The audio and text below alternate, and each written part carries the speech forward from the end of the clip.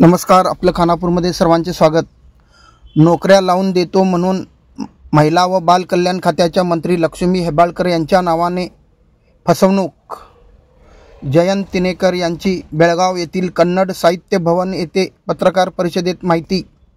यावेळी काव्या येळ्ळूर आणि हनुमंत गुडलार उपस्थित होते। यावेळी माहिती देताना जयंत तिनेकर म्हणाले की आता जर कर्नाटक सरकार अस्तित्वात आल्यानंतर सर्वसाधारण 6 महिन्याच्या आतच निरनिराळ्या खात्यामध्ये नोकरांची भरती करायची आहे अशा एक टूम उठली आणि अशी एक टूम उठल्यानंतर काही खात्यामध्ये सरकारी नोकरी भरती करायची आहे म्हणून काही लोकांशी संपर्क साधण्यात आला।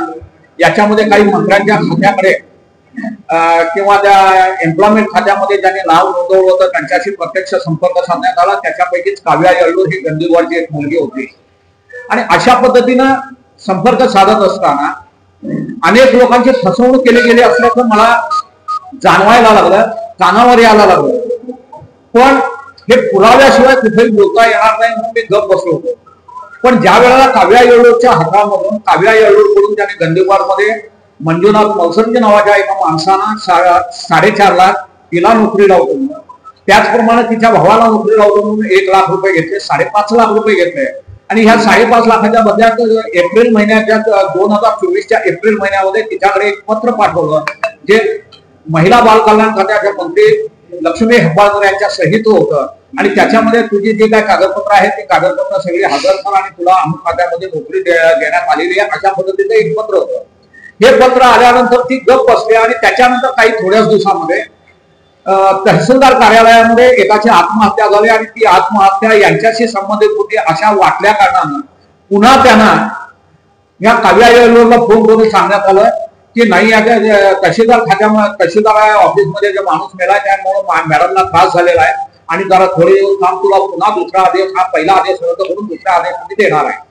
आणि त्याच्यानंतर ज्या वेळेला मार्च एप्रिल महिन्यामध्ये पुन्हा 2025 सालामध्ये ते काव्यानं 5.5 लाख रुपये दिलेले असल्या कारणानं स्वतःच्या भावाला नोकरी लावण्यासाठी आणि स्वतःसाठी काम चालू केलं। त्यावेळेला पुन्हा तिला एक आदेश देण्यात आला आणि हा आदेश देण्यात आल्यानंतर हे काही प्रमाणामध्ये लोकांच्या मध्ये चर्चा व्हायला लागली आणि ही चर्चा ज्या वेळेला महिला बाल कल्याण खात्याच्या सचिव म्हणजे मंत्री लक्ष्मी हेब्बाळकर यांच्या कानावर गेल्यानंतर त्या ठिकाणी लक्ष्मी हेब्बाळकर यांनी मी स्वतःहून कंप्लेंट दिलेली आहे, माझ्या कुठच्याही माणसाच्या हातामध्ये पैसे देऊ नका, माझ्या खात्यामध्ये काही भरती करायची नाही असं घोषित केलं आणि स्वतः कंप्लेंट केली आहे।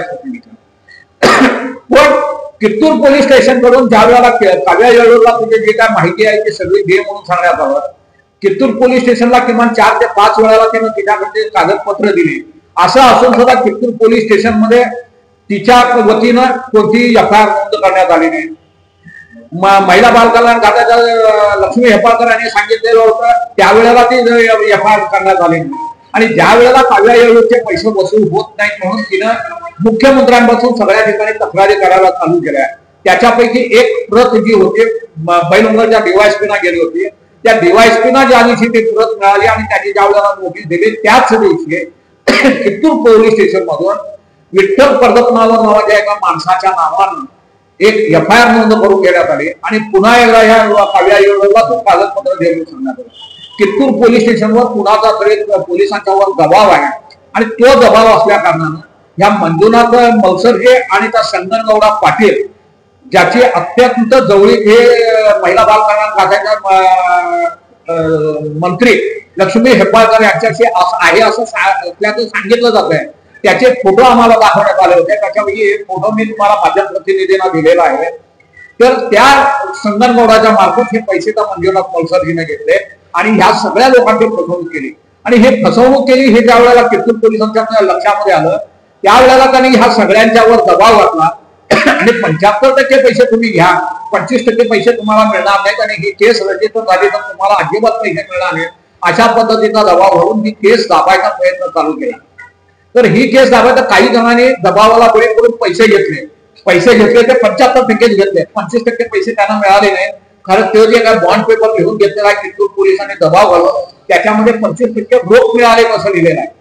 तर रोख मिळाले म्हणून ज्या ज्या लोकांनी लिहून दिलेला आहे त्या लोकांची जर नार्को अनालिसिस टेस्ट केली तर तो पैसा कित्तूर पोलीस आणि इतर कुणीतरी तो खाल्लेला आहे हे लक्षात.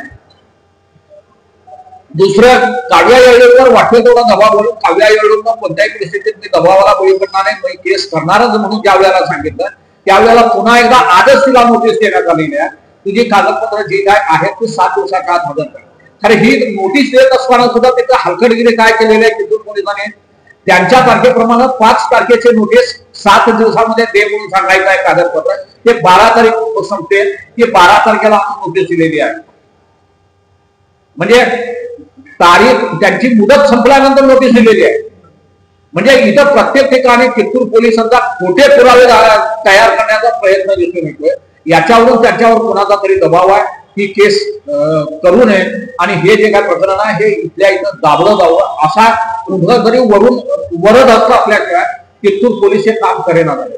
त्यामुळे हे कित्तूर पोलीस आणि नंदगड पोलिसांचं ज्या वेळेला षडयंत्र आमच्या लक्षात आलं गुन्हे नोंद करायचंच नाही त्यावेळेला आम्ही खानापूर न्यायालयामध्ये ऑलरेडी ही तक्रार दाखल केलेली आहे. येत्या काही दिवसामध्ये त्याचं आणखी पुढचं जे काय आहे ते आम्ही सुरू करावे.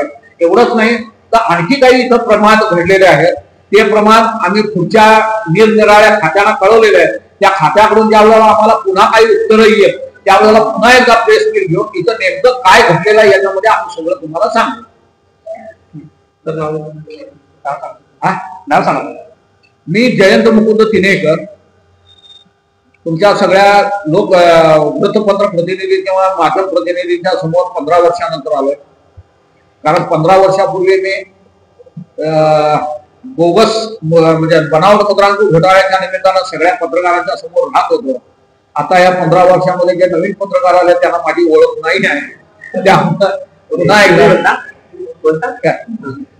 एकदा तुमच्याशी सगळ्यांचा संपर्क साधून बरं वाटतं.